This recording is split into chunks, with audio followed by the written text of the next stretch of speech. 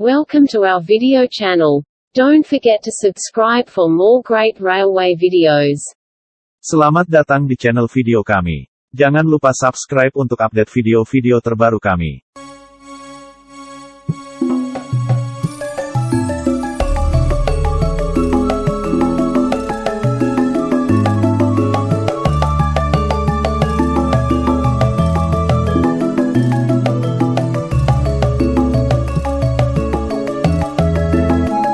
Selamat datang di channel saya, Bagus Widianto Channel. Terima kasih bagi kawan-kawan semua yang telah setia mengikuti channel ini. Bagi Anda yang baru pertama kali datang di channel ini, jangan lupa untuk klik tombol subscribe. Sebagai penggemar kereta api, Anda pasti pernah melihat jalur kereta api yang sudah tidak dipakai lagi, bukan?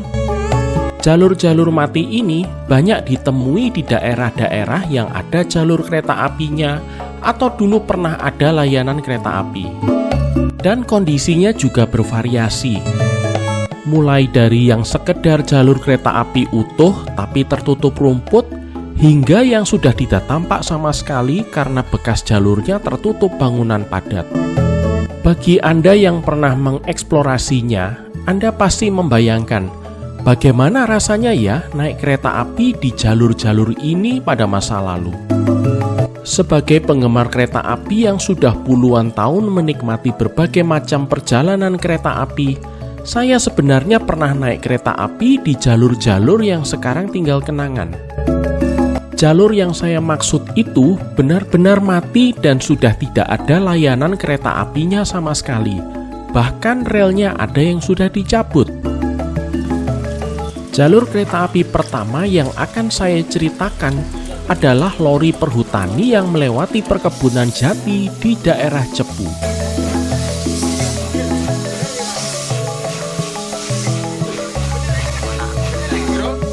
Saya berkesempatan menaiki kereta wisata yang melewati jalur ini di penghujung tahun 2005. Waktu itu saya diundang oleh kawan saya untuk ikut naik kereta api dari deponya di daerah Sorogo di pinggir kota Cepu hingga masuk ke dalam hutan jati di daerah Gubuk Payung. Ini adalah pertama kalinya saya melihat lokomotif uap dalam kondisi hidup dan pertama naik lori perkebunan melewati jalur kereta api yang bukan jalur utama. Tidak seperti perjalanan naik lori perhutani di zaman sekarang yang biasanya berakhir di tempat penimbunan kayu di Batokan. Kereta kami terus berjalan masuk ke dalam hutan.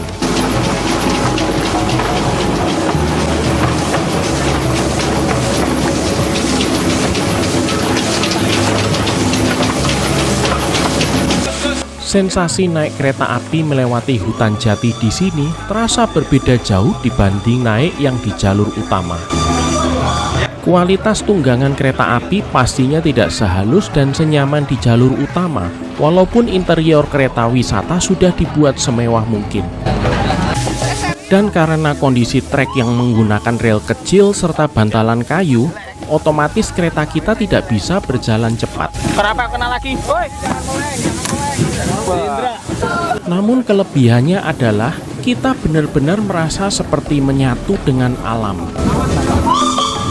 Melihat kereta api kita melewati jalur yang tertutup rumput di tengah hutan atau semak-semak yang rapat, sungguh merupakan pengalaman yang tidak ada duanya.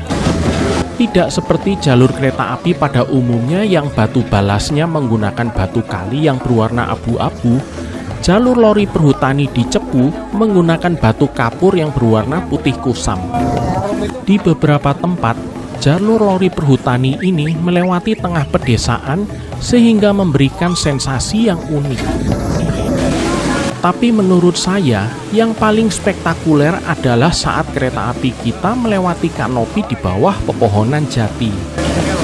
Nuansanya serasa seperti berada di negeri dongeng. Di beberapa tempat, kita juga melakukan foto running di mana beberapa penumpang turun untuk mengabadikan kereta yang kita naiki dari luar. Salah satunya saat kereta api melewati jembatan yang melintas di atas jalan raya dan bekas jalur kereta api Cepu Blora. Sayangnya, beberapa tahun setelah video ini direkam, jembatan yang dilewati kereta api saya roboh setelah dihantam truk ukuran ekstra besar yang melewati jalan di bawah. Perjalanan menaiki lori perhutani pada masa itu terasa sangat unik karena kita benar-benar merasakan suasana hutan jati yang masih asri dan rimbun, yang terkadang cukup rapat dengan rel. Jaringan lori di tengah hutan jati di Kabupaten Blora ini awalnya dibangun oleh Belanda di tahun 1915 untuk mengangkut kayu jati yang telah dipanen menuju tempat penimbunan dan kemudian distributor. Dengan lebar rel yang sama dengan jalur milik PT Kereta Api, yaitu 1067 mm, jalur ini dulu tersambung dengan jalur PJKA atau pendahulu PT KA di stasiun Cepu Kota dan Randu Blatung. Bahkan hingga tahun 1980-an, PT Kereta Api dan Perhutani masih melayani oper layanan kereta api pengangkut jati di daerah Sorogo dekat stasiun Cepu Kota. Namun jaringan lori pengangkut jati di Cepu mulai berkurang perlahan-lahan semenjak itu, dan puncaknya adalah saat terjadi krisis ekonomi dan sosial di tahun 1998 yang menyebabkan maraknya penjarahan hutan jati di daerah ini. Semenjak itu, layanan reguler lori pengangkut jati berhenti total dan jalur-jalur cabangnya ditutup. Yang tersisa setelahnya adalah kereta wisata yang beroperasi dari Sorogo di dekat kota Cepu hingga ke tengah hutan di Gubuk Payung. Layanan kereta api wisata ini sendiri sudah dirintis sejak tahun 1984 dan katanya dulu Presiden Soeharto juga pernah naik kereta ini dari Batokan hingga Gubuk Payung. Namun layanan kereta wisata hingga masuk ke tengah hutan jati terhenti di tahun 2009 sewaktu jembatan kereta api Buk Brosot yang melintas di atas Jalan Raya Cepu Blora dihantam truk kontainer hingga roboh. Jembatan tersebut sempat diperbaiki agar kereta lori bisa melewatinya lagi, namun kemudian roboh lagi di tahun 2013 sewaktu ditubruk oleh truk oversize yang lewat di jalan raya di bawahnya. Untuk mengantisipasi terulangnya masalah serupa, pihak manajemen kereta wisata Cepu kemudian memodifikasi jembatan ini agar bisa ditinggikan secara sementara saat tidak dilewati kereta. Namun sayangnya, kondisi trek yang makin memburuk menyebabkan kereta wisata Cepu Batokan Gubuk Payung dihentikan operasinya di tahun 2015.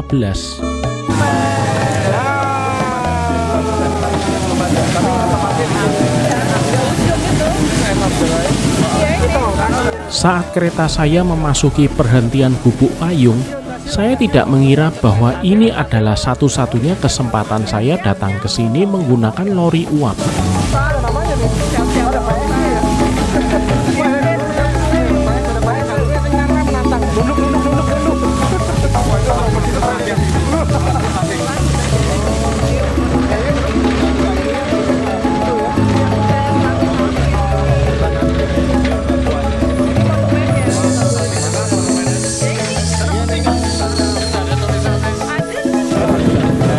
Kini jalur lori perhutani antara tempat penimbunan kayu di Batokan Cepu hingga Gubuk Payung sudah dalam kondisi terbengkalai.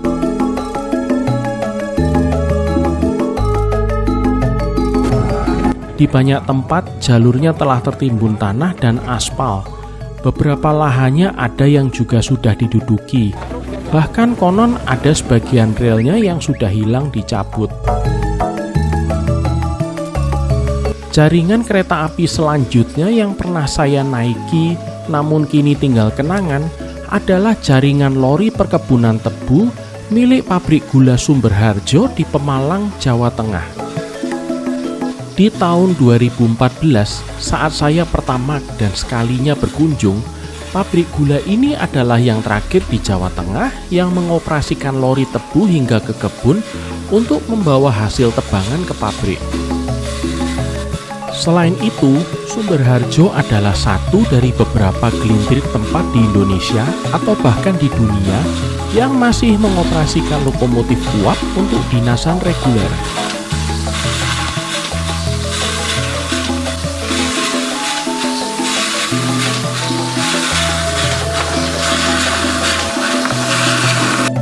Kesempatan untuk melihat pemandangan langka ini datang di bulan Agustus 2014, sewaktu saya mengantar beberapa penggemar kereta api dari luar negeri untuk melihat loko-loko uap yang masih beroperasi di Jawa. Walaupun pabrik gula Sumberharjo bukan satu-satunya tempat di mana saya menemui loko-loko uap yang masih beroperasi, saya cukup takjub melihat mereka masih berjalan hingga ke wilayah perkebunan tebunya.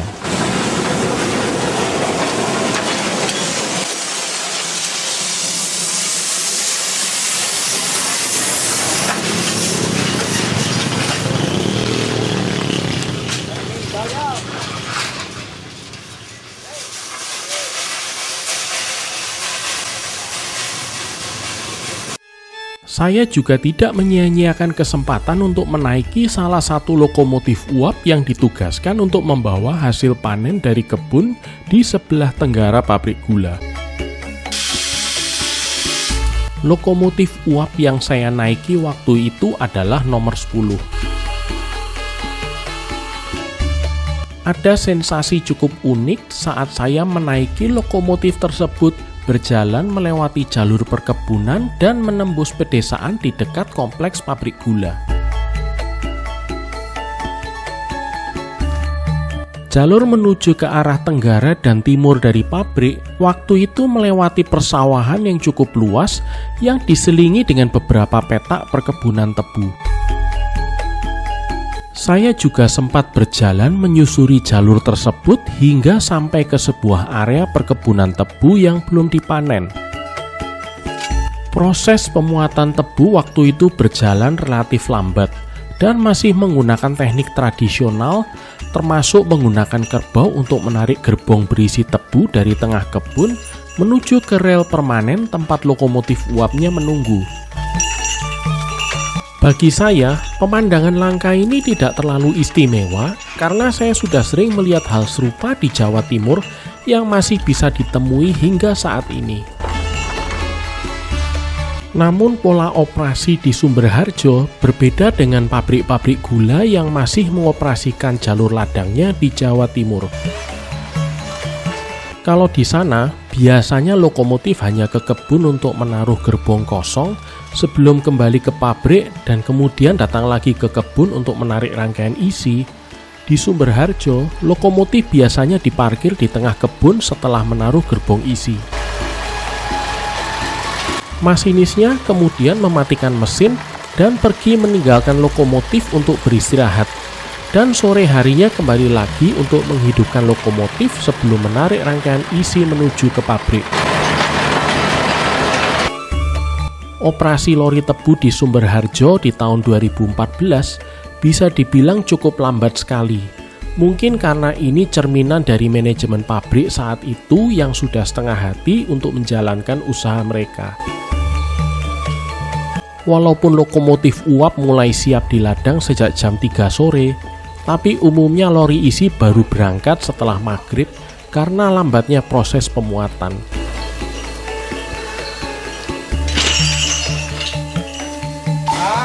Tapi di hari terakhir kunjungan saya pada tanggal 26 Agustus 2014, saya cukup beruntung bisa merekam lori isi yang ditarik lokomotif uap nomor 10 yang masuk pabrik sebelum langit menjadi benar-benar gelap. Bisa dibilang, saya punya 1001 alasan untuk bersyukur karena berhasil memotret dan merekam momen ini. Tahun berikutnya, di musim giling tahun 2015, pabrik gula Sumberharjo berhenti mengoperasikan armada lokomotif uap mereka dan menutup semua jalur ladangnya. pabrik gulanya sendiri menutup pintu untuk selamanya di akhir musim giling tahun 2016. Sementara sebagian besar jalur ladangnya dicabut di tahun 2017 karena lahannya digunakan untuk proyek tol Trans Jawa. Sewaktu saya melewati daerah ini lagi melalui jalan tol di tahun 2022, saya terharu karena melihat bekas jalur ladang yang dulu saya susuri di tahun 2014 sudah hilang tertimbun jalan tol dan rel-relnya sudah lama menghilang. Bahkan di awal tahun 2023 ini, salah satu lokomotif uap yang saya lihat di Sumberharjo telah diboyong kembali ke tanah kelahirannya di Belanda. Bagi saya pribadi, melihat jalur-jalur kereta api yang dulu pernah saya lewati tapi kini menghilang tinggal sejarahnya saja, memberikan perasaan campur aduk di hati saya. Di satu sisi, ada sedikit perasaan bangga dan bersyukur bahwa saya sempat menikmati momen masa lalu yang sudah tidak bisa dirasakan generasi penerus. Namun sebenarnya saya merasakan penyesalan yang cukup mendalam melihat layanan kereta api yang unik dan tiada duanya di dunia seperti mereka terpaksa harus mengalah dengan kemajuan zaman dan ketidakseriusan operator mereka. Cerita tadi adalah mengenai bagaimana rasanya naik layanan kereta api melewati jalur yang kini sudah tinggal kenangan. Tapi pernahkah saya melihat hal sebaliknya, di mana jalur yang dulu sudah ditutup dan bahkan sudah hilang relnya, sekarang beroperasi penuh lagi? Jawabannya pernah. Dulu waktu saya berdomisili di Bandung, saya sering melakukan trekking menyusuri bekas jalur kereta api antara kota Cibatu dengan Garut. Kondisi jalur ini waktu itu cukup menyedihkan, karena banyak relnya yang telah hilang, serta lahan jalur kereta apinya sudah diduduki bangunan permanen oleh penduduk setempat. Banyak anggota komunitas kereta api pada zaman itu yang menganggap bahwa reaktivasi jalur ini adalah hal yang nyaris mustahil dan bakal memakan biaya yang sangat besar. Namun di luar perkiraan semuanya yang dulu skeptis, ternyata jalur ini sekarang berhasil direaktivasi dan sudah beroperasi penuh.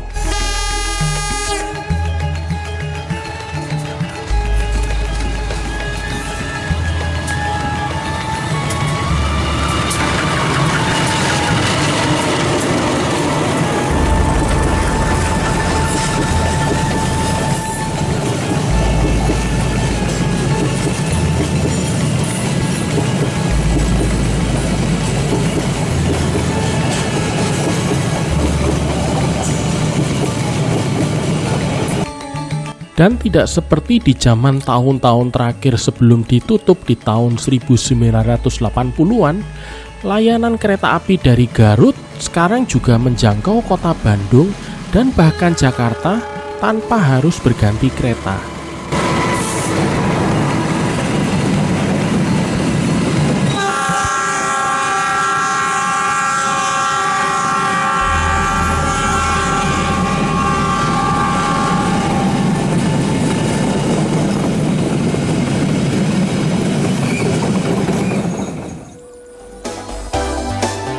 Sebagai saksi dari beroperasinya kereta api di jalur-jalur yang tinggal kenangan, saya bersyukur bisa mengalami perjalanan naik kereta api yang melewatinya. Namun saya akan merasa lebih bahagia lagi jika jalur kereta api yang sudah mati bisa dihidupkan lagi untuk membantu meringankan beban transportasi bagi masyarakat dan mengurangi biaya angkutan logistik. Terima kasih bagi kawan-kawan semua yang telah menyaksikan video ini hingga usai. Jangan lupa untuk menantikan video selanjutnya di channel saya, Bagus Widianto Channel. Terima kasih dan sampai jumpa.